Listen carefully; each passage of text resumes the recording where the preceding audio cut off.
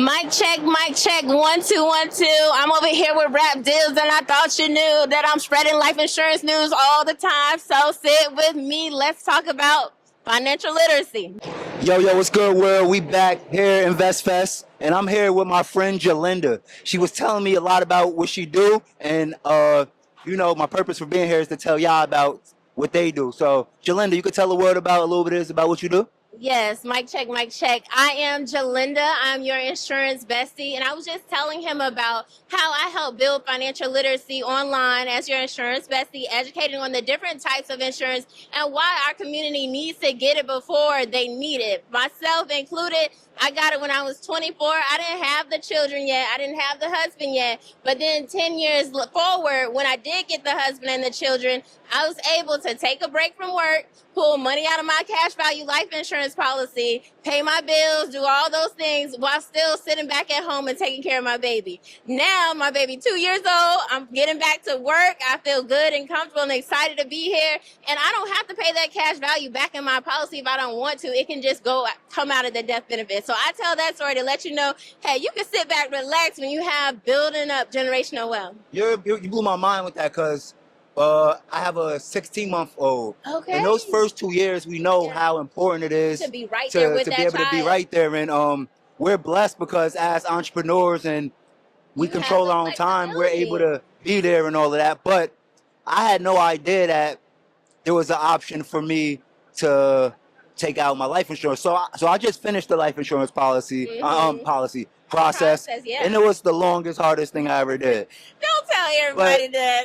No, I'm sorry, I got to be honest, You but, do, but yeah. it made me realize why a lot of our people don't have it. And it's like having somebody like the insurance bestie might make it easier because like this is what I did, just to be transparent. I'm being honest on my thing. So I smoke cigars on occasions, right? And I'm like, Father's Day just passed, I smoked a cigar. Yeah. And because I put that on my application and told them that, you know how much my policy was?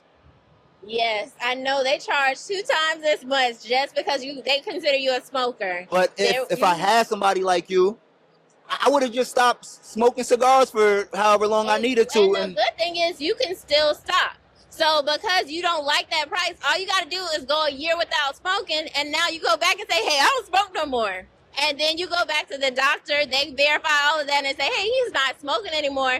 Now you can change your price. Wow, that's crazy. I didn't know that. Yeah. But all right, could you talk a little bit about, you said you could take the money out of your policy. Just explain that, because I don't know anything. Okay, so when we think about life insurance, we really know that we get it on our job. Right. It's a retirement benefit. Great, fine. But when you own insurance outside of work, you're able to pick the type you buy. So there's 3 major types: term, whole life, and IUL.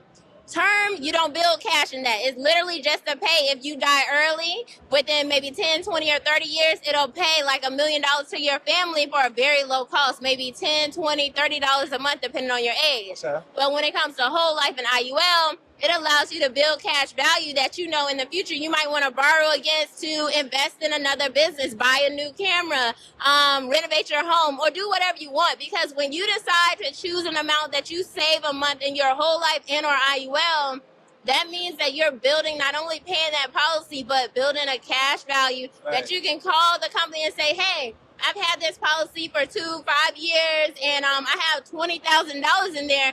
I would like to have access to that. They're going to give you access to it within 5 to 7 business days. And it's like no pushback or nothing like that? There's no credit checks, no employment history. That's your money. You put it in there. It's like a bank account, but a better bank account, because not only do you have that cash value, but you got a 10x death benefit that you bought as well. Wow. That's some valuable information. Thank you for stopping by, man. I'm glad to be here. This is really dope. You could let the people know where to find you, and if they wanted to tap in for that business, where to go? So I'm Jalinda again, and it's as simple as that on Instagram, @Jalinda. I'm your life insurance bestie. Yes, I'm gonna spell it. My name JAHLINDA. All right. Dope. Thank you so much for this opportunity. You're needed, and what you're doing is fabulous. I really appreciate it. And I appreciate you coming by and even saying that, because my purpose for being here this year at InvestFest is like, I'm not selling anything at my table, but I am, because content is my product. And it's my 3rd year here, and if you have a business, you have a story. Yes. That's what I feel like. So if every business comes and tell a story, and I could be the platform to do that, you feel me? This is the Rap Deals vendor booth, but it's AKA the RAPDILLZ stage. You feel me? Just like you got the EYL stage. EYL, we got yours. Yo, we here one more time. InvestFest, Jalinda. Thank you, Jalinda. Signing out. Agenda. Let's go.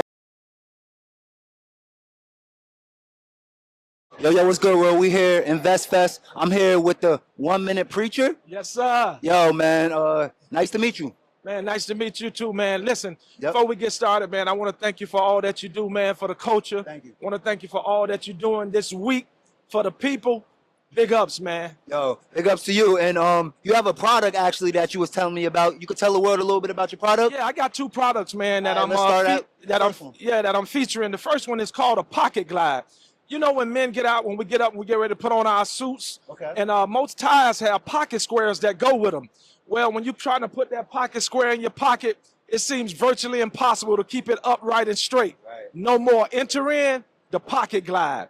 The Pocket Glide is your secret weapon to keeping that pocket square upright and straight. Man, it's doing good. And also what I did, I put a double-edged round in there. A double-edged round, you can put it in Google. Google don't know what it is. We're ahead of the time. So it comes with a double-edged round as well. Okay. Yeah. And also with the Pocket Glide, you get what we call my YouTube Learning Centers, a QR code inside, and you can scan it. It shows you how to do over 50 different folds. Wow. That's super innovative. That's different. Yeah. So you're an inventor. Yes, sir. Product designer. All right. I actually have a follow-up question, but let us know about your second product, and I'm going to come with my follow-up. Second product. We're launching this right now. It's called the Travel Shoe Glide. Okay. You know, a lot of times when you're getting ready to travel and you got that suitcase and you're putting them shoes in there, well, on each shoe, there's 421,000 units of bacteria and germs found on one single shoe sole. And so when you get to your destinations and you wonder why you got a little itch in your throat, why you got a little sneeze, why you got a cough, it's because you packed those shoes in that luggage with all of those bacteria and germs floating around, but no more. Here's your secret weapon, Travel Shoe Glide. And that wraps, here that product. Let's take that. That wraps around, it wraps around the shoe. And you put it right inside the bag, Okay.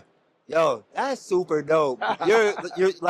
You're solving solutions, and that's what this is about. It's like, that's how you make the greatest products. It's like, what's the solution? What problem are you solving? Right. And you're saying things that we know is a problem, but like the shoe glide, we didn't think about that. Like, we didn't know the reason why. Maybe because we mixed our shoes with our clothes, we feeling sick and all of that. A question, these are super like things I never heard of. Right. You have these things patent? Yeah, well, it's hard to kind of patent a product like this. You can trademark things, and I got my logo trademark. But anytime you're trying to trademark a product that's descriptive of the product, like Pocket Glide, USPTO will not let you do it because Pocket is so universal. So they're not going to let you get a patent or a trademark on Pocket like Shoe Glide. Glide is so universal, so they're not going to allow you to do that.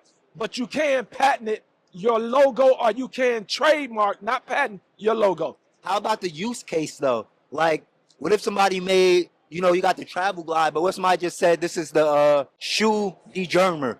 And it's like, could they just take your idea? Yep, and you can do that when you're doing products like this. You can. Wow. But I mean, but they just can't use my name. That's all. Use your name. Well, everybody know he here on RAPDILLZ. He had InvestFest. He the first that did it. So you try to steal it, it ain't gonna go crazy. This dude, man, he going around to every table and letting people know about his product, and I respect that. Yeah. You gotta push your shit. You gotta push your product. That's right. That's dope, man. Thank you, man. You can let people know where they can find you out on social media. Hey, you can go to pocketglide.com. That's POCKET glide GLIDE.com, and you can order today. You can get as many as you want, and we thank you for supporting Black business. Let's go, RAPDILLZ InvestFest. Thank you, brother. Appreciate you, man. Yo, what's good, world? We here at InvestFest 2025, and we here at the RAPDILLZ stage. And I got my bro, yo. And the reason I say my bro, I just met him, but he was one of the people that helped me, because I'm here by myself. He helped me, like, get here, like I'm walking down the hall with a bunch of bags and shit, and bro, like, yo, bro, you need help? And he walked all the way down this long ass hallway with me and helped me get to my booth. So I appreciate you for that, bro. Of course, bro. Yo, his name is Nate, and he gonna tell us a little bit about what he do. Yep. So before I get into how I make most of my money right now, I'll first start talking about how I got here a little bit. Please. So before I started in business acquisitions, I started in real estate. So in real estate, I was doing buying homes. I had 9 properties, and I started to run into a little issue where I started seeing my grandmother, she's getting older. My mother and my father is getting a lot older. So for me, I wanted to do something where I can help them and do some things that they wasn't able to do, like go on vacation, get a newer car, things like that, right? So with real estate, I was doing well, but I was going fast. So I live by this theme of instead of surviving, I want to be thriving. Yeah, bro. Right? Yeah. So it's really a mindset shift. By, like, correct. Yeah, correct. Yeah, like let's live abundantly. Yeah. Right? Yeah, there's nothing wrong with that. So, like I said, real estate was doing well for me, but when I started to tap into business acquisition, which is in layman's terms, buying businesses, it really catapulted me to the next level. All right, and I want to get into that because that sounds like big dog shit, but it's also, that's risky, right? Isn't it risky? Yeah. So, of course, anything investing, is risky. it's gonna have risk, right? So what you want to do is you want to do risk tolerance. And vet the business. Correct. So I'll throw out a few statistics really quickly. Most businesses don't survive within the first 1 to 3 years. 90% of businesses fail, right? Most businesses don't turn a profit within the first 1 to 3 years. So what we do is to get us out of that statistic is we look for businesses that's 5 years or older. So that way we out of that 3-year mark. So that's to address your question about that's smart. Risk tolerant. Yes, right? Yes. And then furthermore, when you buy a business, you go in from like when you're trying to start a business, you're hoping that people come patronize whatever that you have because people don't know about you. Versus when you go buy a business, you go from not making money to walking right into cash flow. Right. So I use this example of one business that we purchased. Once we closed on a business, they got their last paycheck, and then that next week we got the money. So you walk right into cash flow. Wow, okay. So you don't have to worry about like when is that next paycheck is gonna come. And I started a lot of businesses and living with that anxiety of not knowing whether or not you're going to close down your doors or not. It's not a good feeling to have. Right. You go into entrepreneurship for a little bit more certainty, which is why people quit their job. So a lot of times people, they want to start these businesses, but they kind of fall back into the realm of that uncertainty, which is where business acquisition, it gives you that sense of comfort. Understood. So it's safe to say you're not buying any restaurants. No, I'm not buying because what they say, the restaurant business is one of the hardest businesses there is. It is. Which, you know, if I was to buy a restaurant, it would have to be at least 10 years or older. Yeah. Right? Yeah. So I would have to go a little bit past that 5 year. It would have to be 10 years or older. Okay. So I would buy a restaurant. It just has to make sense. It has to make sense even more than Correct. anything. All right. Because there's a statistic that speaks about businesses that's 5 years. Mm-hmm. That doesn't make it within a certain amount of times within 5 years. Then you have a statistic for 10 years and a statistic for 20. So the further you go out, the older the business, the more concrete it is. Okay. I got like one more question. With the rise of AI and the speed that it's growing at, it's actually changing the dynamic and systems of a lot of businesses. I agree. Do you see that happening in any of the businesses that you're in? And is that going to change your vetting process? Because we may have a business that we vet and we see that for the next 5 years, oh, this could do amazing. But with the rate that AI is growing, there may be something that comes that gives that business only now a 2-year runway. So like, how are you going about and adapting to the fast growth of AI? That's a great question. Thank you. So with AI, right, what we do is we have, inside the mentorship, we have a list of businesses that's going to be affected by AI, right? Okay. So we use that statistic to move strategically. Yes. So for me, I don't move blindly with nothing that I do. Everything has to make sense financially with the numbers, and I also need to have a clear pathway on how I plan to grow this business. Right. So I'm looking at the businesses that's going to be affected by AI, to your great point, to the question that you asked. The next thing that we're looking at is, so when we look to buy a business, we look for a business that's a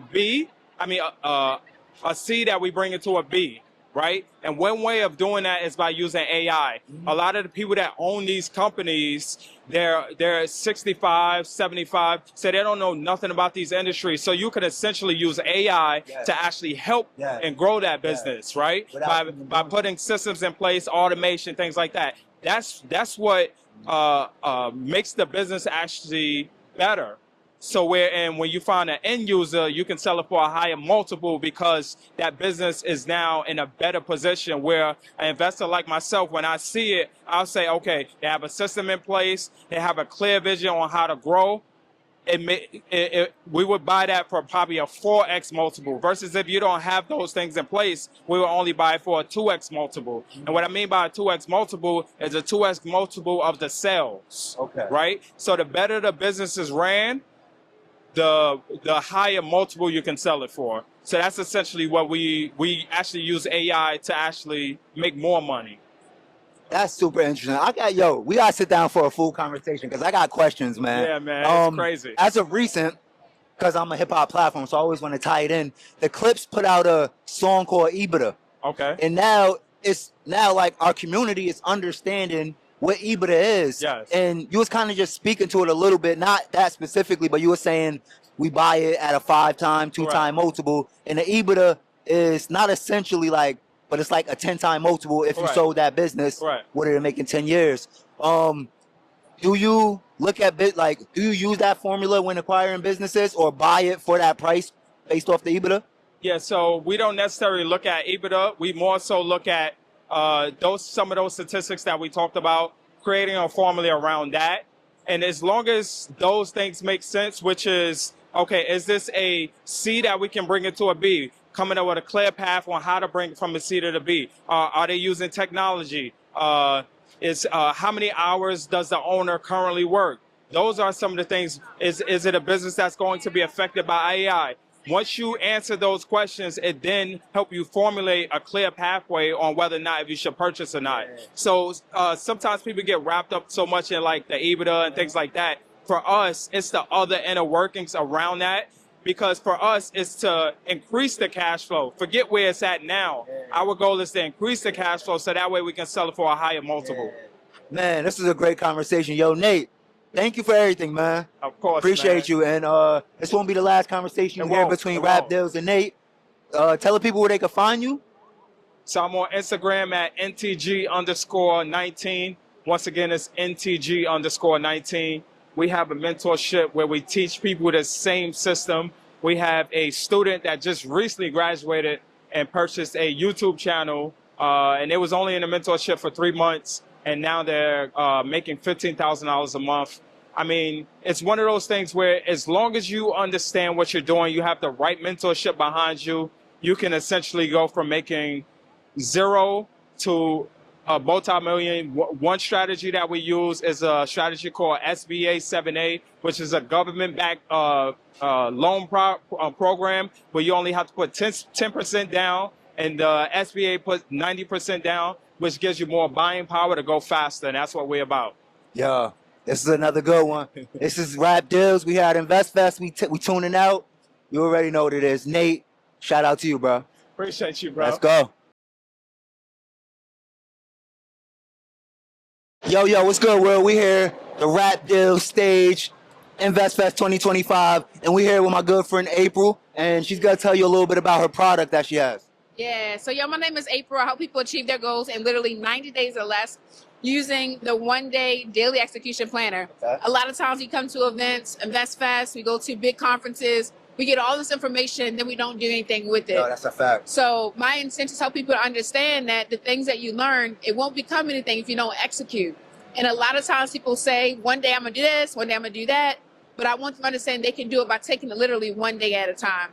So for me, the reason why I believe and know that it works is because I achieve more in 1 year than most people do in a decade. In 1 year, the first quarter, I flipped a single family home out of state. The second quarter, I invested in a restaurant. And then the third quarter, I bought a 4-unit property, lived in a basement, house hacked and renovated, lived rent-free, mortgage-free for a year. But that fourth quarter, that same year, I ended up figuring out, like, man, I know how to do this. I should show other people to do it because I figured it out. And I was doing all this. I work in a demand at 9 to 5. Yep. Okay. That's, first of all, congratulations on that year. That's a damn. That's a good year. But what makes the one day planner different than any other planner you could get out of Walmart? I'm glad you asked that question. So for me, this planner is built by us and for us. Okay. A lot of times the planners you see on the market are typically geared towards white women, white men. You think about the famous book people talk about, the 12-week year. We've all read it. A lot of people have. And so my principles are not based on that book. It's just ironic that this too is based on the idea of what you can achieve in literally 13 weeks, which is really 90 days. Okay. So for mine, I have quotes in here for actually African-American women, geared to African-American women. But at the same time, most planners, they just have you list out all your to-dos, the things that you got to get done to keep you busy. I help you go from busy to productive by identifying a goal. And your goal that you identify is the one you're going to focus on for 90 days. And you focus on that goal, you work on it every day for at least 1 hour is all you need. And that's how you execute to achieve the goal. Wow. So it's formulated to where I have a bunch of questions about it. Right. So I'm not anti-AI, but I use it a lot. Okay. Like I'm not anti-AI and I use it a lot. But I'm a person that I have in the corner of my room piled up notebooks. Yeah. Because for some reason I have to write stuff down. I have to write, like I use AI every day, but I have to write it down. And there's something about, like, for me, how my brain works, I get it done better when I write it down. You do. It's just scribble, but I'll be writing it down. Yeah. Is that part of your belief of why the one day planner? Because like with AI, you prompt, right?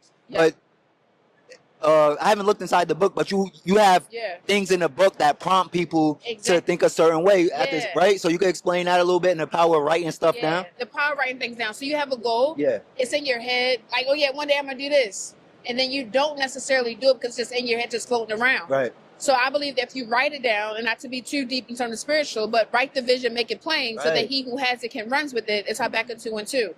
But the idea is when you write things down, you're 50% more likely to achieve it by literally writing it down. Right. And then you increase the possibility of achieving that goal by having accountability. You increase it by 95%. I believe that. So what happens is when you write it down, your brain cognitively sees it, it feels it, and it believes that you can do it because you wrote it down. Just like a contract. Right. When you get ready to sign a contract, I don't know, a rap deal, if it be, you actually have to sign the contract. You gotta write it down. So that way you have now committed to it. So you're committing to yourself by writing it down. And once you see it, you can't unsee it. Just when you visualize, visualization, manifestation, they always say, write it down, be as clear as possible, and you'll actually see it come together.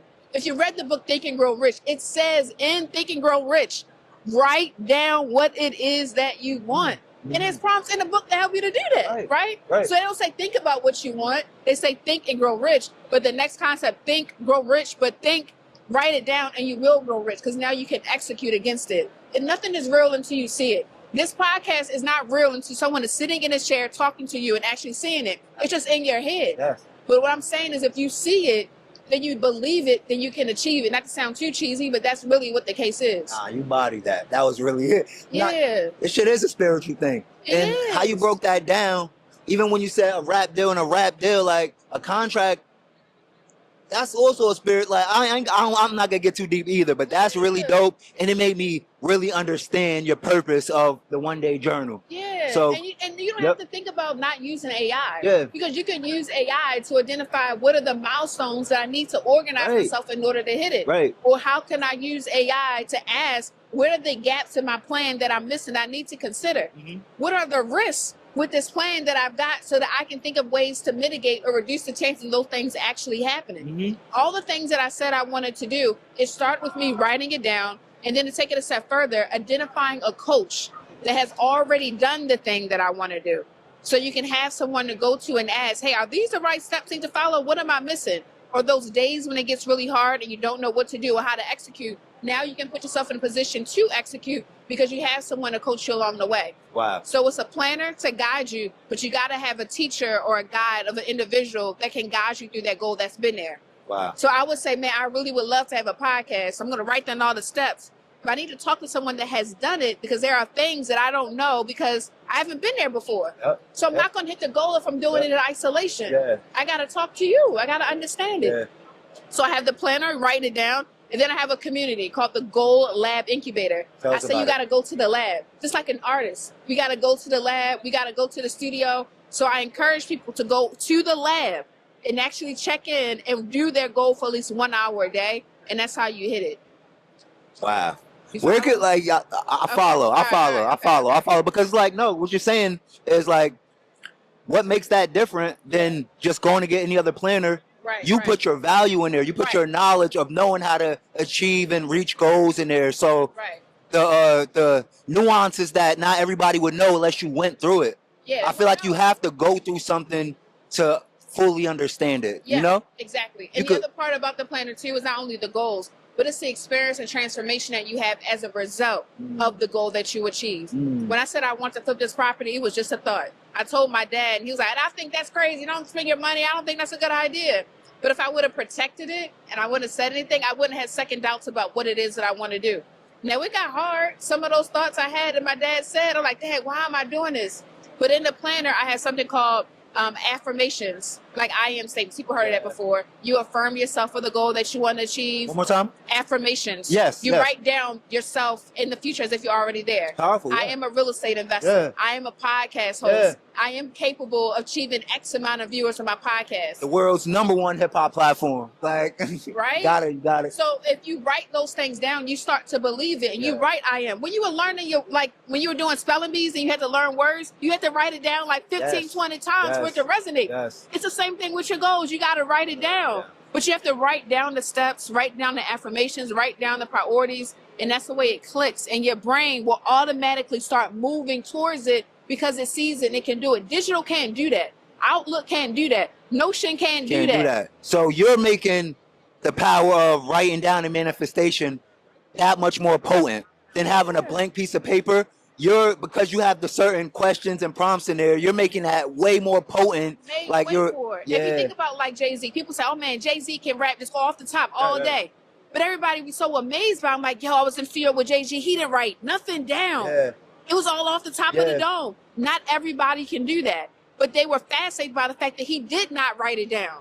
So what I'm trying to help people understand is when you write down your goals, that is what makes it real. Those words become real off of the page. Tupac, when he used to write as a poet, all of that stuff written down. Now we have evidence of what he wrote down. We've got books all over the place because he wrote it down. Imagine your kids and the legacy that you would have if you wrote down the goals and the actions and steps that you took to create the #1 rap podcast in the world. Because they can look back and be like, dang, Dad, how did you do that?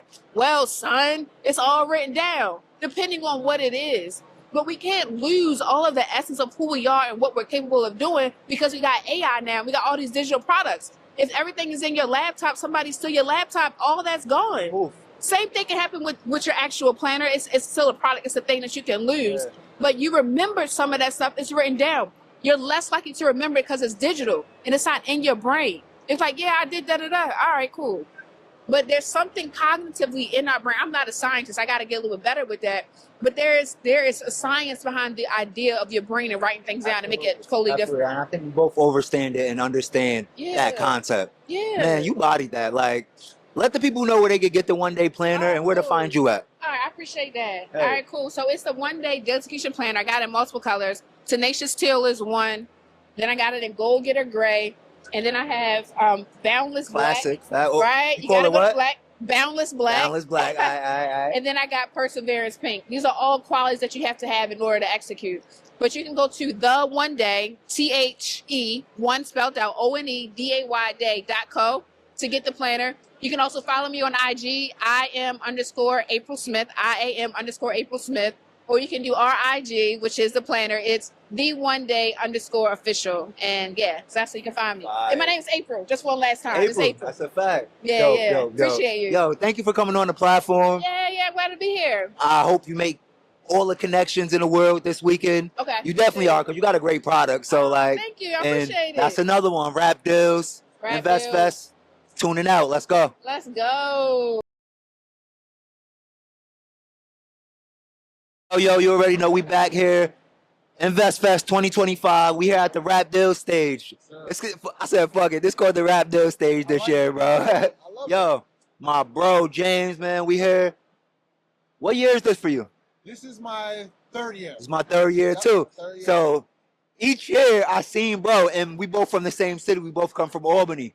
But, and it's just crazy. So we got to get into what you do and everything. But just because our city got to see this, why is it important that we came here, like that for people to be here, and what was like our reasons, your reason for coming for the last 3 years? Okay, that's a great question, and I think it's multiple levels, right? For me, it's one, as you're doing something, you want to stay close to the fire, right? Meaning you want to be where the people are doing it at. And InvestFest, right, is focusing on Black wealth, it's focused on Black mindset, it's focused on financial literacy, right? All of those things that I think we put a poll out, 10 out of 10 people are going to want those things in their lives. Right, so for me, it was a no-brainer to make sure I was here in some capacity and making sure that I'm networking with folks, meeting new individuals. And now, for me, it also makes sure now when I see people doing it, it excites me to do it. Right. Or if I'm talking to someone who isn't doing it in there, I could give them some jewels. So I'm kind of pulling people from both direction up and pulling someone downward. I mean, someone's pulling me up and pulling me downwards right here while I'm in the town of this festival. You could talk a little bit about what you do, and because what you do for our city, you tap in with the youth.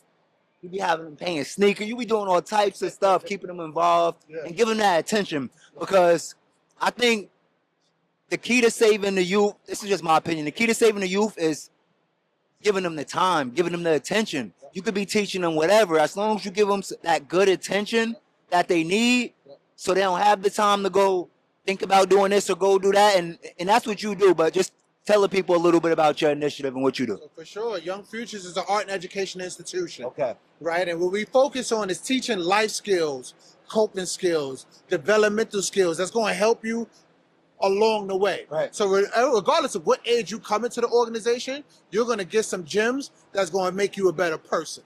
Right, and one of the conduits that we use is art. We've been doing programming since 2015.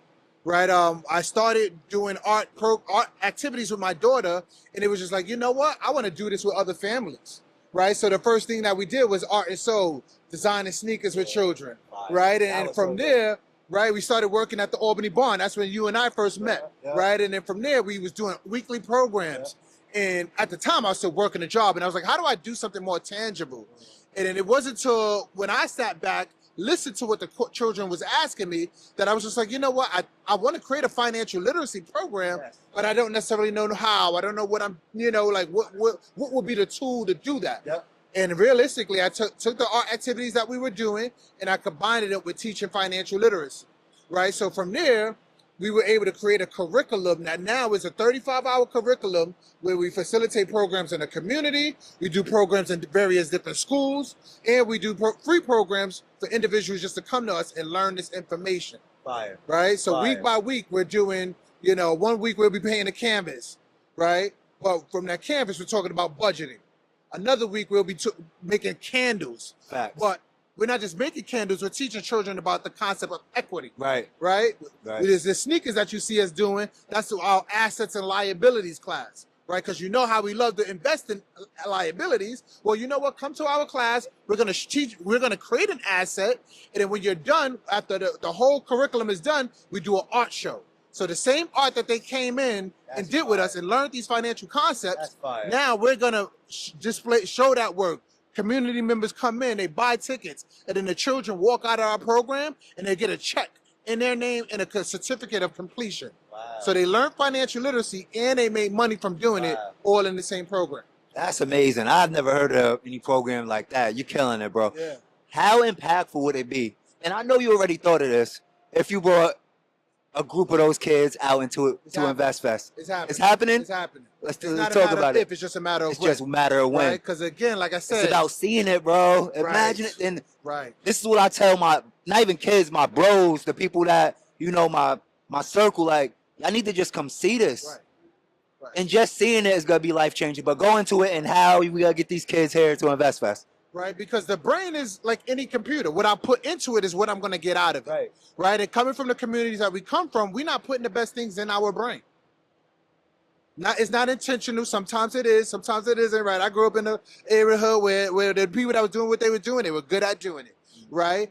And by default, I started thinking that was the thing to do. Right. So because that was all I saw.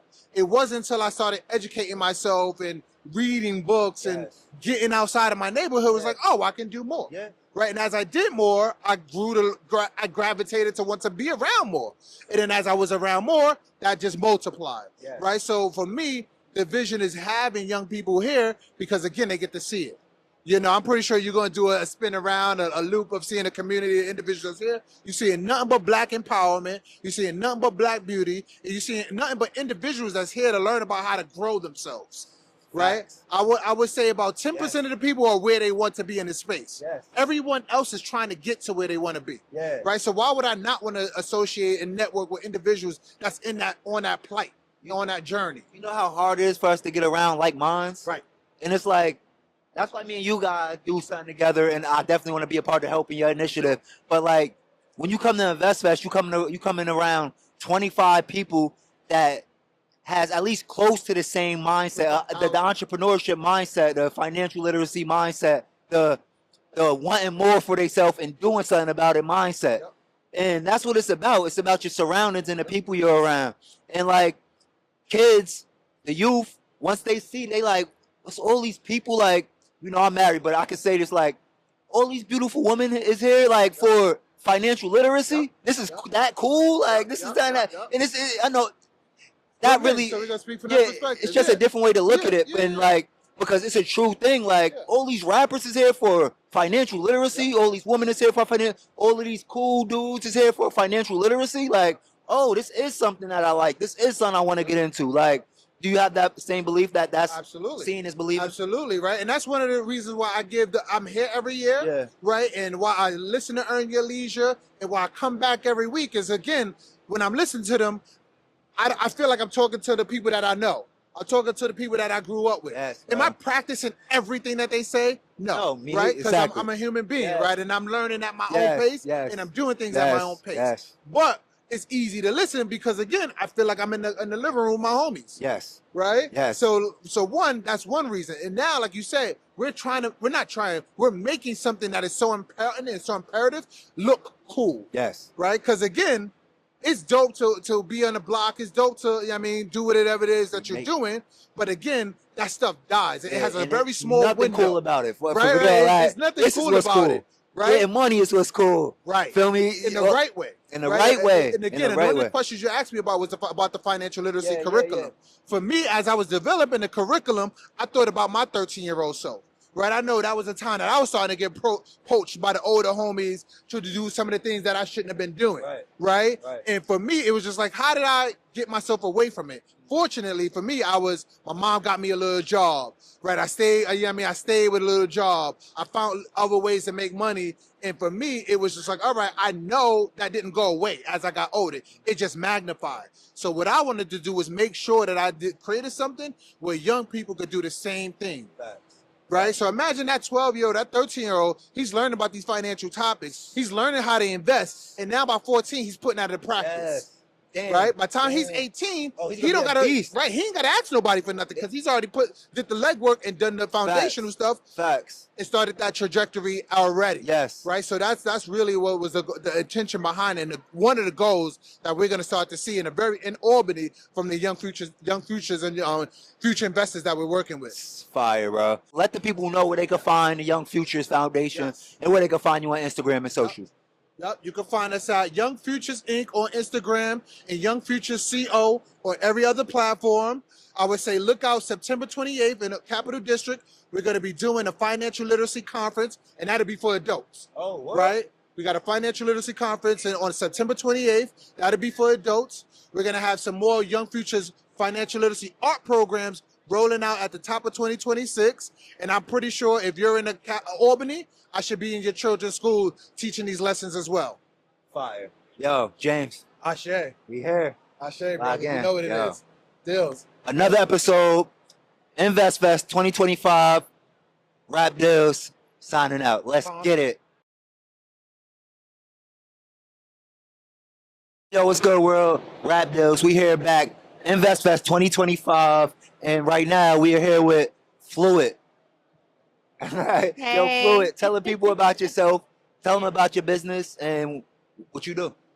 Okay, so Miss Fluid because I'm classy. Miss Fluid. But so I facilitate yoga and sound healing. I also host yoga and sound healing retreats. I have one coming up this November, and I just find it very important for us to prioritize rest and restoration and to take time to get clear on what we're really doing so that we're not constantly just in the rat race doing things aimlessly. We need that time to really tune into ourselves, tune into our bodies, to check in with ourselves and make sure that we are doing things that are in alignment and we're getting to where we want to go at a pace that allows us to still enjoy the journey, because life is about the journey. This is facts. And you said meditation and sound healing? Yes. That's super interesting because, because I'm a hip hop music platform. I believe in frequencies, the use of certain frequencies, and that's super interesting. So could you talk more about that? Because it's the whole thing in hip hop to where say drill music, it's predominantly drums and 808s. But back in the day in Africa, they would use drums as like ready to go to war and stuff like that. That's just an example of what I'm trying to say. But could you talk about sound healing? Yeah. What is that about? So sound really affects a lot within us. There's been studies on what you say to a plant, either helping it grow and be beautiful or actually making it die early. There's also studies about how different sound frequencies affect water and how it'll make either a water crystal be very beautiful or it'll make it look like it has a disease. And we're made up of mostly water. So when we have these sound frequencies that have been scientifically proven to heal, and even before science, we just knew because we were more in tune with ourselves. So we knew that it was what was healing to us and what was detrimental to us because we could tell it from the inside. So all of these things, we can use these frequencies in order to actually heal different parts of us that may be out of alignment or may even be sick with a disease or something like that. Yeah. Could you talk about the importance of meditation and maybe an example you got for the viewers that'll resonate to them in that way?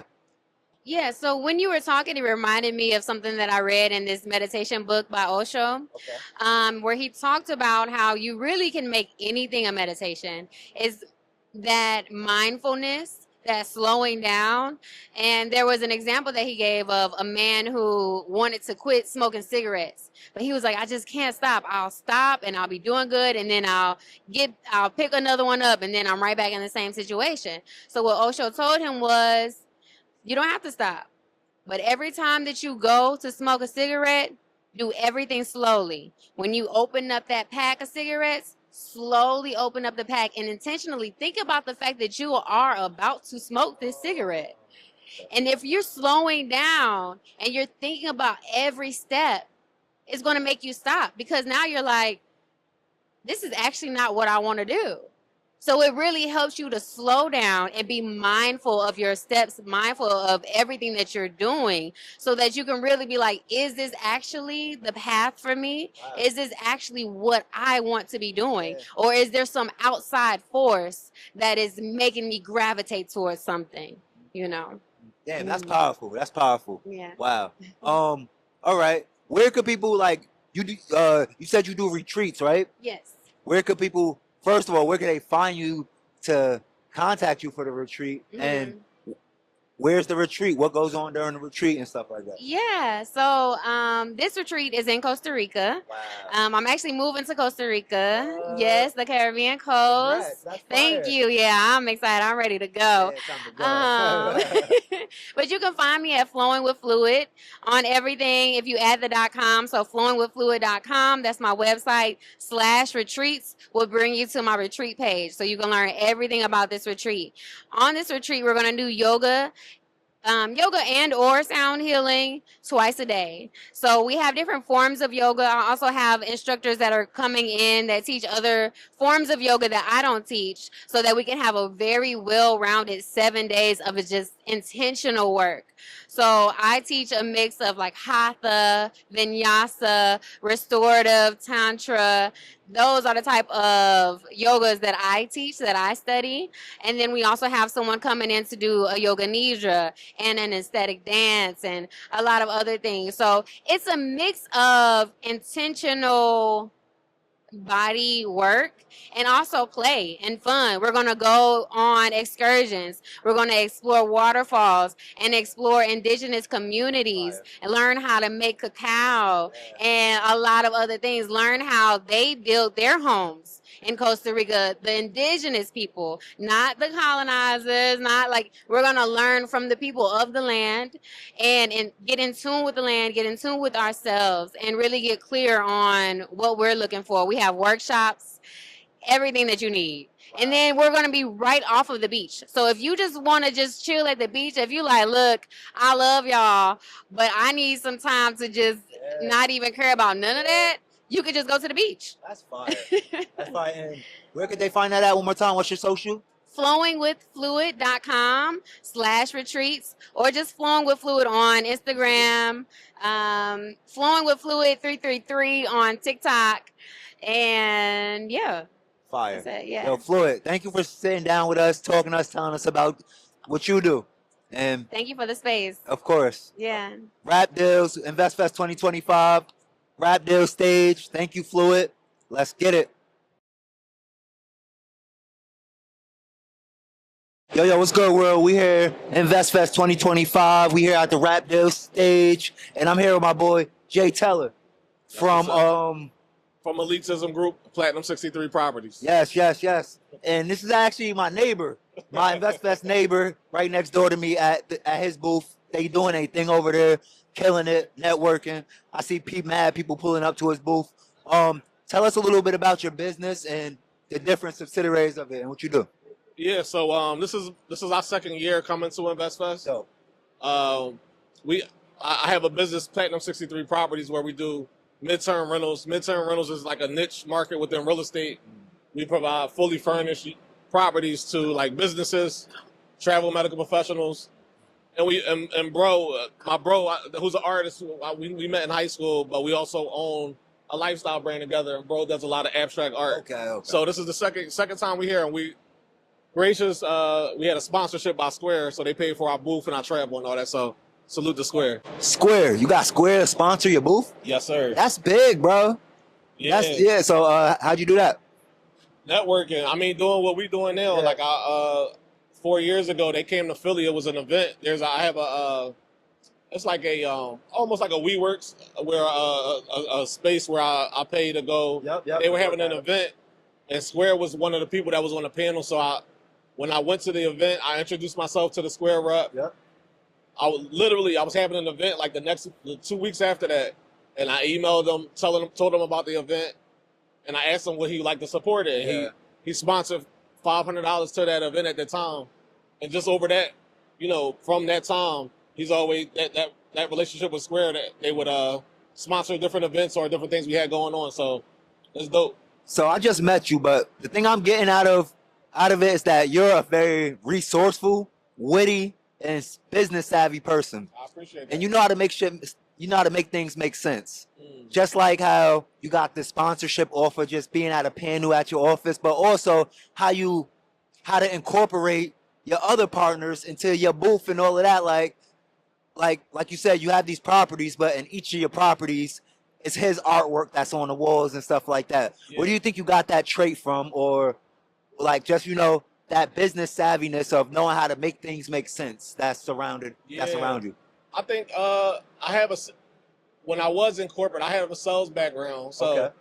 a lot of that stuff is embedded in me as far as like putting stuff together, and then make it easy. Like I've been in business with my business partner since high school. Like what started out as a hobby turned to business. So I've always tried to incorporate, whatever we're doing. You know what I mean? With the real estate stuff, the properties, it's rare to have control of what's going up on the wall. So I'm trying to take advantage of any opportunity, you know what I mean, to get to the next. So, it's, I don't know. So to answer your question, there's a lot. I owe it a lot to when I was 9 to 5. A lot of stuff that was embedded in me. Have you ever looked at that as like a business trait that you had, or that's just how you operate? Like, did you know that's something that not everybody has or does? I don't know. I think they say everybody has a gift, right?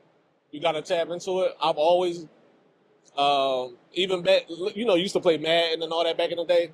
When I used to play Madden, I used to love to play on franchise mode because I'm like, contracts, you know what I mean? And drafting all that. So maybe when you take a step back, maybe I've always been into it, intrigued by the business. So now I'm able to act out on, you know what I mean? And try to hone my skills. Yo, interesting. So you said with the properties that you have, you rent them out short term, or are you like completely rent them out for like 3-year leases and stuff like that? It's called midterm, so it's like over 30 days. It's like Airbnb, but it's for a longer duration. All right, so that's why I asked you. That's why I wanted to ask you. So that's a good question. Is Airbnb a competitor of yours, or do you use their platform to help what you're doing? Yeah, it's just a platform that they help me. I'll consider them a partner. So okay. Airbnb is one of the most powerful tools. Like there might be somebody from outside the country looking for a property here. Airbnb will help them find the property. So Airbnb is like one of 6 other platforms that we utilize to do the midterm rentals. Being a landlord is hard. Like, and I'm not saying, but if like from the things I've been through with real estate and all of that, I probably would want to go into short-term rentals because it's like you don't have to deal with the same things you have to deal with as a landlord as far as like evictions and like people staying there. What's some of the worst things you ever dealt with as a landlord? I've been more into the investment, so I haven't had to. I'm not gonna say I had to deal with those things, but I've seen stories of just even during COVID where people had the decision to not pay their rent. They were able to say I'm not paying my rent, and they had the money though and stuff like that. But because you're in short-term rentals, you didn't necessarily have to deal with that. Yeah. So or did you? So to answer your question, I haven't had to deal with that, knock on wood, yet. But there are systems and ways you can try to vet to decrease your chances of. So the reason why I like midterm as opposed to short term, I don't have to worry about somebody potentially throwing a party, because the person that I'm renting to is going to stay for a month. They're here for work. Another thing is makes sense. You said squatting. Most of the people that rent from me are coming on the behalf of a company, so they're here for work and they got to go back home somewhere else. So these are things that I like in that niche, and these are things that I don't have to worry about. Again, somebody trashing the property, somebody they're going to treat it like it's their home, and I'm doing background checks because they're there for a longer duration. Right. Now it makes sense to me. Now it makes it, but now it really makes sense to me because so say like travel nursing. Right. Those are some of the best clients you can have because them companies are paying the bag. Let me know. Like before. So during COVID, that was a big thing. That was a big thing. I will say this, and salute to all our medical professionals, but travel nurses is very high maintenance. Like they want certain things. They want, but I don't know. But that is one of the avatars. But we rent to construction workers. It could be a company. It could be an executive. They just want the extra space. They want to pay a premium for the extra space, and they want to bring their kids. So there's all different type of people that would that would fit it. Displaced families. That's another one. So say if somebody has a house fire, their insurance company has to pay on their behalf, and they would pay 5 times, 6 times the amount of the rent. So you can get an insurance company paying $7,000, $8,000 a month just because they need something to replace their property. Super interesting. I'm gonna contact you. I want to know more about that. But tell the people where they can find you and some of your services. Yeah, so my personal Instagram page is JTaylor36, JAYTAYLOR 36. You can follow our brand Elitism Group, ELITISM Group on Instagram, and I highly appreciate, my neighbor, my boy, putting this together. Hell yeah. And much success to you on this InvestFest. Thank you. Same Yes, to you, sir. brother. Yes, sir. Thank You you. locked in now. Rap deal signing out. InvestFest 2025. Let's get it. What's good, bro? We back. InvestFest 2025. And we here at the RAPDILLZ stage with my man, MetaClean. MetaClean, what's up? What's up, bro? Tell the world a little bit about what you do. You're into the AR, VR, virtual reality space. Yeah. So my name is MetaClean Rupert. It's what they call me in VR. So what I do, I help businesses, individuals, creators transition from physical into virtual reality. And why that's important is because it gives us control to tell our own stories the way we want to tell it, exactly how we want to do it. We build everything. We can do customized, immersive builds for you. But there's a VR use cases for just about every industry on the planet. Yeah. I feel like that's what a lot of people are missing about the whole, because as you know, post-COVID, during COVID, a lot of the companies transition, some of the biggest companies in the world transition to the whole metaverse thing and everything, which kind of gave a bad stigma onto the use cases of VR. But could you speak on that a little bit and how you're doing the work to get people to believe in, not even having to believe, but to understand the use cases for the VR world? Yeah, absolutely. So the metaverse application, like the training technology has been around for decades, right? The military does all the simulation training in VR now. The medical field is using VR. And, you know, I was at a conference not too long ago and I got exposed to some technology where they're able to perform surgeries using a VR headset and robotic surgical equipments. So the doctor don't even have to be in the same room anymore if the equipment is right? But now how do we make a use case for VR in our own individual lives? And for me, as a black entrepreneur, I'm always going to be focused on my people and making sure that we have the tools and resources to enter some of these rooms. Because, you know, especially in the technology field, man, you go into some of these rooms, none of the people look like us. And they're predicting and telling us how we should be telling our stories. And that's not right. So for me, VR is about ownership, because whatever I create is mine. Right now, we're not going to talk about licensing and where you're creating it on, right? But the creativity concept is mine. And unfortunately now, with the way social media and content works, a lot of us aren't creative the right way. We're creative with the tools that are supplied to us, but as a former graphic artist and someone that's been in the business, I mean, creativity starts with a dream sometimes. You know, an idea you just can't get out of your mind, and until you get that out of your mind, you're just going to be struggling. So we try to teach people the application of VR. We want younger people to be involved, but also we want to make sure that company owners and businesses are prepared for what happens in the future. Because, I mean, I hate to tell you, but if your customers are in VR and you're not, there's going to be a time where you might go out of business, right? Because we know we're being replaced by AI and digital twins and all that stuff.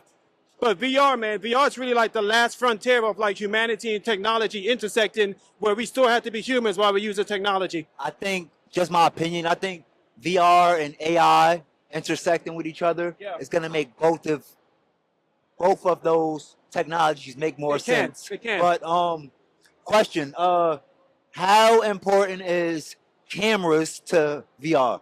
Oh, super important. Like 360 cameras and... Yeah, so in the technology, there are camera angles that we can get, right? Because we can record our own content. And what's happening now, like if you pay attention, so understanding business a little bit, right? I know that like when you start to see like little flashes of things on advertisements and commercials, you know it's going to lead to bigger things, right? So now when you watch commercials, what do you see? You see avatars, cartoon avatars instead of people, right? For us, it just seems like, it's just a thing. But we're setting up to make a transition, right? So I think it's important now for everybody to have a presence, right? Even if you don't move forward with it, at least have a presence so you know what's coming, because you have to be in these spaces if you want to make a difference to these spaces. I'm a partner with Meta. I'm an affiliate with Meta, so you know I can make money through Meta, through world optimization, through traffic and all that stuff. But more important, man, I want people to be able to create communities that take care of people and use VR as a vehicle. Because if I create an immersive experience, we can conduct this interview on top of the moon, at the bottom of the ocean, or right here on this stage that we rebuild, right? So that creative piece is necessary, because creativity to me is the spark of life. If we can't think about it or dream about it, more than likely it's probably not going to get done. Okay. Have you made any have you worked with the thank you, brother. Have you worked with the UA or the technology of what is the headset that Apple put out called? The Vision Pro. The Vision Pro. I know not a lot of people have them because there's so much, but and I'm just brainstorming. My mind is going right now. Let me tell you what Apple did wrong with the Vision Pro, and far be it from me to tell a multi-billion-dollar company what they did wrong, right? But they did do something wrong, you know, because I was super excited for that headset to come out, and at $3,500, there was no use cases for it. Like you can watch movies, you can like edit videos and like a 3D experience, but there was no app library built around their headset. Yes. Like that should have been the first thing you should have been prepared for. Yeah. So I think what they tried to do, they tried to focus more on the developers and not the audience, because really, who can really afford a $3,500 headset? Just anybody, right? Only one person out the block is going to buy one. Maybe you're not going to buy one for both your kids, as opposed to like the Oculus headset, which is like $300. It was just too expensive, and it didn't have enough going on around it. Now, it's an amazing product, right? It far exceeds what the Oculus can do, but for the price, I'll buy 10 Oculuses before I buy one Apple Vision Pro. Right. How could we put together an experience to where I feel like seeing is believing? Yeah. And I feel like once, like, is this your first year at InvestFest? It is, yeah. Once people see all of these people coming together for financial literacy, it's life-changing. It's my third year. It was life-changing for me when I came. How could we make an experience to where people could come to InvestFest virtually through your technology? Easily. So that's kind of the things that we focus on now, right? So we deal with a couple of celebrities, named artists right now. So Little C's, John Robinson, North for Life, MC Shan. And really, we don't want them to replace what they do in their physical life. Because listen, when you're an artist, you got to be on stage, you got to be around the people, you got to be out there traveling. So what we do, we create an experience for them. But here's a kicker. When a named artist comes into the space and other people realize that that artist is who they say they are, the same feeling that you would get to be around an artist in your physical world is the exact same emotion you feel in virtual reality. So you see people get excited. You see people say, can I get a picture with you? And then the next day, what do you see? You see everybody's social media flooded with them taking a picture with this artist who is essentially just a cartoon avatar. But the artist is still the artist. That's not going to change. Right. Just the medium changes, right? Right. So if you have when Little C's came in, we had people who are in the hip hop industry come by and C's actually to stop and listen to some of their projects. Man, I like this. Man, I could probably give this to somebody, right? So at the core of everything we do, especially as Black people, it's about community. If we can't figure out a way to learn these technologies, to leverage them to make sure that our voices are heard, because I'm not going to trust some dude with Little C's or MC Shan. I grew up in the Bronx in the 80s. I'm a hip hop fan through and through, right? Hip hop is all I ever dreamed about. Hip hop legitimately saved my life when my friends decided to do other things and house music made me start dancing. I was in the club, not doing the things that my friends were doing, right? So some of my friends ain't make it out. I grew up in the Bronx. I grew up around the Bronx River area, Parkchester and Co-op City. You might not make it out. The birth yeah. of hip hop. Do you see the Meta glasses that everybody has on today at InvestFest? I got a pair in my bag. Charging right now. Do you see them being the company that's going to win the VR, AR, Meta, or wearable space? Like, do you see those glasses evolving into what in you fact, do? Yeah. So right now, Meta is working on their Orion project, which is basically a computing system which will put the screen. So with a Meta glass, all we can do is record video, right? Right. Or we can look at things and we say. can look at things, yeah. But the Meta, the Orions, they're going to be computing devices. So that's going to be your laptop on your face. Right. So, cell phones, laptops, I think, I don't want to say they're going to be completely dead, right? But it's a dying technology because once AI starts building wearables, man, it's game over. That's what they said. Like right now we have the phone and the, like the phone and television. Yeah. There's coming another thing. Yeah. That is going to be one of the most important devices to us, like the phone is and stuff like that. And it's probably going to be in that space that you just spoke of. Absolutely. This is interesting, man. Let's speak again in the future. Where are you based out of? So I'm based out of North Carolina, but really because my headset is mobile, I'm wherever my headset is. So I was in Dubai for about 2 years, conducting business from the headset. I see you had the Dubai hat on. Yeah. So here's the thing, man. So I'm a hip hop head, right? We're on RAPDILLZ. RAPDILLZ. Yeah. So my partner Yo Afro has been a super advocate for hip hop. So our goal right now is to expose hip hop in the metaverse community. So we were the first people to do in our platform to do like official paid concerts in virtual reality. We weren't the first person to perform, but we've had MC Shan, John Robinson, Lil C's. I mean, that's legendary. But for the artists now, it benefits them because in between tours, they can be making money from this headset in a hotel room. Like C's legitimately was just like, hey, can I smoke in this headset? I'm like, dude, you're in your house.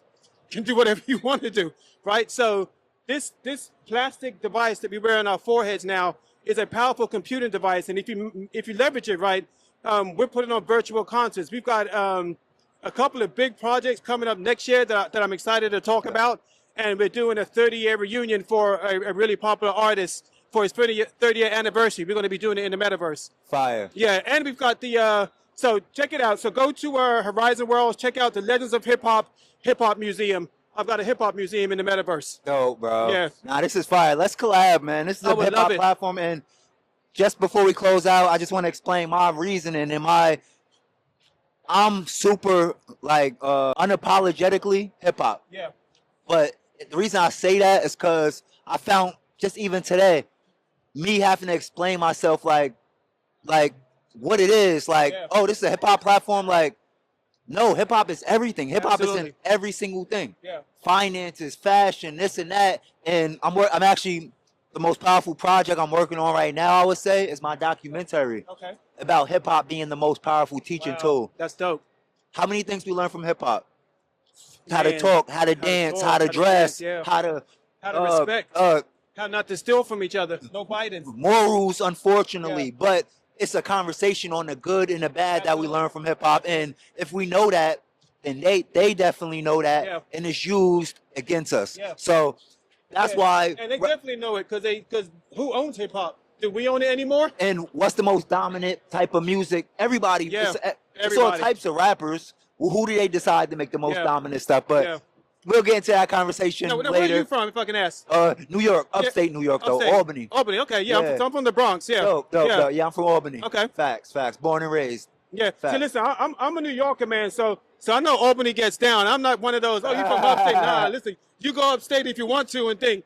Like I spent a little bit of time in Buffalo. You can go up there with that I'm from the city nonsense. Listen, we just people, man, trying to figure it out. However we can. It was great speaking to you, bro. Yeah, man. And your name one more time? MetaClean. So MetaClean Rupert. So I actually got my name because I am the first person in human history to start a virtually reality-based janitorial service. I did it as a gimmick. I did it as a way to test to see if people will pay me money for something that shouldn't be in the space. And somebody paid me money, and then the flip switch. And that's when I decided to lean in and really start mentoring and helping people make money in the space. Yo, that's crazy. Yeah. It was great speaking to you, Meta. You too, brother. Yeah. Let's lock in. That's right. Yo, what's good, world? We're here at InvestFest 2025 at the RAPDILLZ stage. I'm here with my man, Kevin Blaze, the author. How you guys doing today, InvestFest 25? Thank you for having me, bro. Of course, bro. Thank you for sitting down with us. Yeah. Now, you have a handful of books right now, and you wrote all of those books. Yeah. What time span did it take you to write those books, and what was the process like writing a book? Those are excellent questions. To put a time frame on it would be really difficult. Book one, I finished in the first book that I wrote. I finished in 2012. I believe I want to say I started writing it in 2009. Okay. I'm not 100% sure, but I finished in 2012.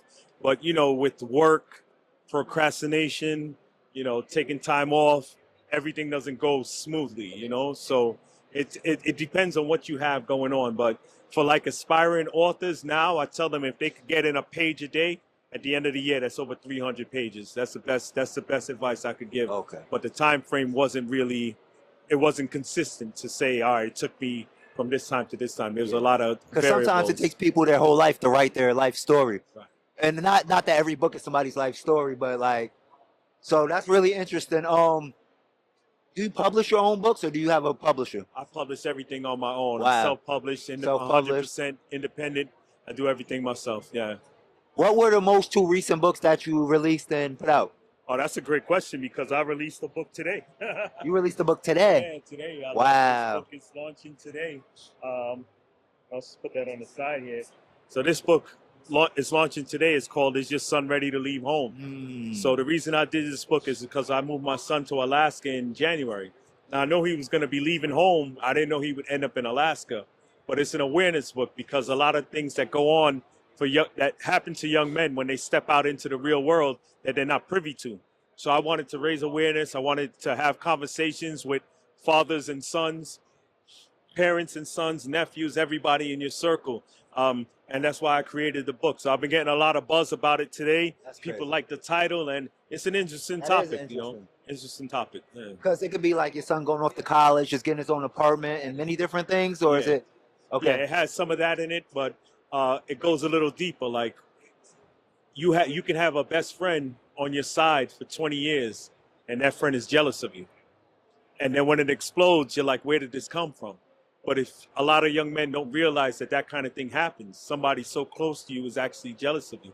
So now if you can pick up, if you're told that this kind of thing happens and you hear certain things, you pick up on it and be like, wait a minute, okay, I know what this is about. You know, another thing that I talk about in the book is older men. When they come around younger men, a lot of times the first question they ask them is how many girls you got, or if you got a girl. Let's start to change the narrative. Like, let's start to ask them, you know, what's your 5-year plan? What's your 10-year plan? What skills do you want to try to get out there for the people to see, and not have them think that chasing women is the most important thing. You know, a lot of young men end up on child support or have children. I call them struggle children because you're not financially stable to take care of this child. So I go into those topics, those kind of topics in this book. Interesting. All right. Let's talk about some of it now as well. Congrats on your new book that you released today. That's amazing.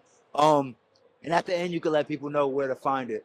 Let's talk about not the elephant in the room, the talk of the room, the talk of InvestFest, AI.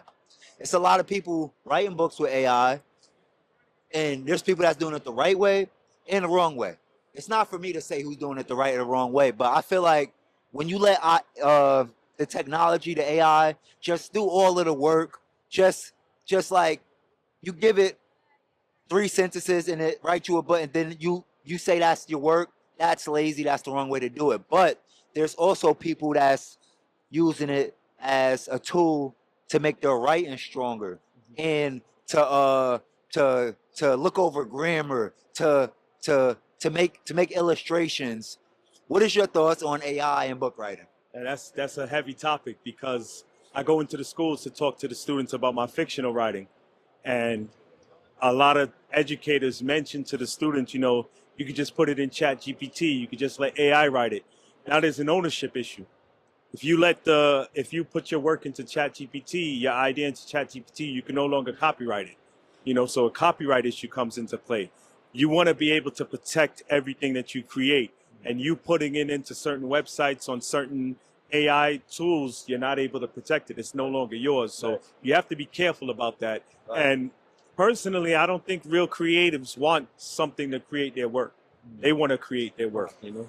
What about the ones that's actually creating a book, but instead of hiring the proofreader, you use AI for it? What are your thoughts on that? Like using it for them reasons? I like to work with humans, but some people may not have the budget to hire an editor. Right, that's what I'm saying. So you have to be mindful of that as well. You know, it's not cheap to hire an editor, especially if you have a huge book. You know, my grammar's horrible. You know, when I go into schools and I talk to the students, I let them know that because they're looking at you as an author and they think that you're perfect. Yeah. No, when they hear me say my grammar's horrible, I hired an editor because they can go through the work and find the little things. And I do some proofreading on my own, but the editor comes in and cleans it up. Because my grammar is so bad, I have to hire one, but not everybody is able to afford one. Yeah. So I can see somebody putting their work into Grammarly or something to get checked, but I still think if you use Grammarly, you have to have a human to look it over because the machine it also makes errors in its grammar corrections. Okay. Interesting. Yo, this is a dope conversation, man. Thank you. Where can people find your books at and find you at on social media? Okay, I'm at my fictional book. I can't leave here without talking about please. my baby. This is book 1 in my trilogy called Dogs of the Wild. It's a fictional series. It's about dogs against wolves battling for supremacy. All the other animals join in on what side they think is going to win. Oh, shit. Think Shrek, Little Mermaid, Black Panther. Along those lines, those were books before they turned into mega movies. And that's what I plan on doing with this as well. And it's also important for the youngsters to see this kind of work being done so that they know that they can do it. You can find this book at www.dogsofthewild.com and on Instagram at Dogs of the Wild Series. That's at Dogs of the Wild Series, and TikTok at author Kevin Blaze. Wow. That's really dope. I feel like there's a deeper meaning behind the dogs first the wolves. So is it just the dogs first the wolves? I'll be honest with you, when I created the book, it was just for entertainment purposes, but so many people that have read the book have come back to me and said the same thing you said. So I realized it might have been something subconsciously, but that wasn't the intention when I put it out, you know? Yo, this is a really dope conversation. Kevin Blaze, thank you for stopping by the RAPDILLZ stage. You feel me? This ain't the RAPDILLZ booth. This the RAPDILLZ stage. We made our own stage. Facts. Yo, RAPDILLZ, InvestFest 2025. Let's get it. Thank you, bro. InvestFest 2025. We here with my guy OB. He's just recently entered into the journey of entrepreneurship. Is that right? Yes, sir. You was in school before, and you decided to go full time as an entrepreneur. Yes, sir. How's the journey been so far? So I can say, being an entrepreneur, it's way more work than a 9 to 5. Not for definitely. the week. You trading your time from doing 8 hours a day for somebody else to doing 24 for yourself. But all in all, I guess it's a journey. At the end of the day, I'm learning. As time goes by, Yeah, hell yeah. And you're in the right rooms. Was that your reason for coming to InvestFest to sharpen your skills and investing in entrepreneurship? Yeah, definitely. So, I know that getting into the right rooms, you can run into somebody who could, in the future become a future mentor, or somebody you can collab with, a new partner. So I'm always trying to get into new rooms. Yeah, you know what I'm saying? Yeah, because for me, like small city I'm from, it's hard to get into rooms with like minds. Yeah, with other entrepreneurs or other people that's constantly thinking about bettering themselves. That's one of the main reasons I come to InvestFest every year, because right now we're around 20,000 people that's high level thinkers or striving to be high level thinkers. You feel me? Yeah. And it's power in that. What type of things did you learn? How long were you in school? So I was in school for about 3.5 years. Okay, so you basically finished, bro. You got half a year left. I was almost finished, but I transferred, switched over majors. So I had a little more credits to go. I had about like 1.5 years to go, but over time I just realized that school wasn't best for me. I know that I didn't want to go work no corporate job. Right. So I was like, what's that document gonna do? Yeah, it's just gonna be a paper on the wall at the end of Unless the you day. was going to be a doctor or something. Yeah. All right. So, but now you're in a credit repair. Yes. Talk about that a little bit. All right. So, over the years, I've, just been getting into YouTube University, getting my books, so I eventually found a mentor. He taught me about the game of, credit repair, things of that nature. So, we basically just use consumer laws to, dispute items on our clients' reports. And, the play. It's not a play, but it's the a lot of people don't know about it. Yeah, what a lot of people don't know is, as a consumer, you actually have leverage. So, there's something called the FCRA. Okay. This is the Fair Credit Reporting Act. So this basically gives the consumers leverage against the credit bureaus, and a lot of people don't know that. Like, we actually use laws, against the credit bureaus to actually get these items deleted. Because they don't have the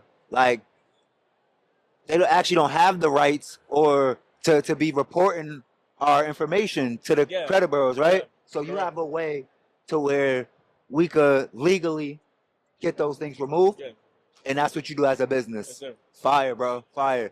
And the credit thing goes deep. So that's a good business to be in, man, because it's important. It's important for all of us to have good credit. So that's dope, bro. I feel like credit is one of the most misconstrued things because, you know, people only see credit as, you know, let me use credit to go get a new car or let me use credit to go get a TV or some furniture I can't afford. But what a lot of people don't know is there's something called business funding, where you can actually get up to 50,000 to 100,000, even 250,000, you know, to start up a business, you know, and a lot of people don't know that. So I could say our community as a whole, you know, we're a little undereducated, you know, on the credit side. Yep. You know? And lack of funding is really one of the main reasons businesses fail that we start. Yeah, so if we have that knowledge of credit and we could fund our own business up to 50,000, like we need that source. And we need people like you to keep growing in these spaces and letting the word out, you know, making the content, talking about it, and finding a way to funnel us to get your service, because that's important, bro. Yeah, so shout out to you, Obi. I'm glad you stopped by and we had this conversation, yo. Appreciate Facts, you, man. good Appreciate shit. you. Sir. Rap Deals InvestFest 2025. My bro Obi, let them know where they can find you real quick. Hey, man, y'all can find me at 26 the CEO on all platforms, TikTok and Credit on TikTok. Let's get it.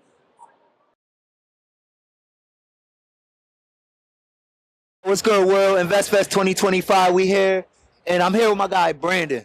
He has this super interesting app. Is that the correct thing to call it? App. And I'm going to let him tell you about it more, but this is dope because it's kind of like a version of what we're doing here today. Like, right now, what we're doing, this room we're in with over 300 black businesses, this is Black Wall Street for 3 days, if you think about it. But, yo, Brandon, tell us about your business. Tell us about your app. All right, how y'all doing? My name is Brandon Eiffel. I run a digital marketing agency for businesses. It's called Sage AAA. I have built a couple apps already, and this is one. This is like a passion project for me, though. It's trying to help us do better business with each other. It's a platform for businesses to be found and for us to do commerce with each other. So the idea is really, I packaged a lot of stuff together. It's got a review section inside of it. It's got every business gets to have their own website. You're able to list all your products. You're able to do sales with people. And it's already all integrated. So like all you have to do is show up with your stuff, list it, and start selling.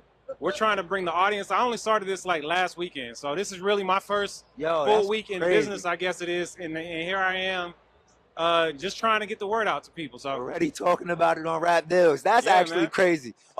So would you call it a marketplace? it is. It's absolutely a marketplace, but it's also a lot more than that. So What's other words we could use other than marketplace for our community that they can understand? if it's like, What's our type of word though? Like I'm not trying to. I understand it, but like, what could we call it? Like what's? I don't know. I haven't really thought about that part of it. I'm more thinking about what it is that we do for, like every day. We out there, we go into markets and stuff like that to try to sell our stuff. We go to, we show up at events and stuff like that. I'm just trying to bring it to a digital place so that it's something that you're able to do 24 hours a day. And then, like a lot of us, we might have a side hustle or something like that. But being able to get in front of more people can allow you to take from having a side hustle to having a real business. Like there's a lot of statistics about that there's only so many black businesses in this country that have more than one employee. Right.